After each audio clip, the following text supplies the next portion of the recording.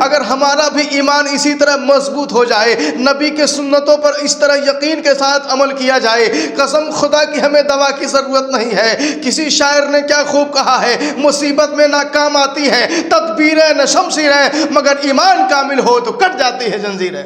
شیخ محی الدین رحمۃ اللہ تعالی علیہ تحریر فرماتے ہیں کہ ہمارے وہاں ایک شخص جذام کی بیماری میں مبتلا ہو گیا اور تمام اطباء نے بالاتفاق یہ فیصلہ کر دیا کہ یہ بیماری لا علاج ہے، اس کا علاج نہیں ہو سکتا ہے۔ اتفاق سے اس زمانے میں قوی الایمان یعنی مضبوط ایمان والے محدث جن کا نام حضرت سعد سعود رضی اللہ تعالیٰ عنہ تھا، اس جذامی کو دیکھ کر فرماتے ہیں کہ تم اپنے اس مرض کا علاج کیوں نہیں کرتے ہو؟ غریب جذامی آبدیدہ ہو کر کہا، حضور میرے اس مرض کے تمام طبیبوں نے لا علاج قرار دے دیا ہے، اس لیے اب میں مایوس ہو چکا ہوں۔ یہ سن کر حضرت سعد سعود محدث نے فرمایا، یہ تمام اطباء جھوٹے ہیں اور سارے عالم میں سب سے بڑھ کر حاذق طبیب میرے رسول محمد صلی اللہ علیہ وسلم ہے، اور کلونجی کے بارے میں آپ کا ارشاد ہے وہ موت کے سوا تمام بیماریوں کی دوا ہے، اور جذام بھی ایک مرض ہے، اس لیے یقیناً کلونجی اس کی بھی دوا ہے۔ چنانچہ انہوں نے کلونجی منگا کر پیسی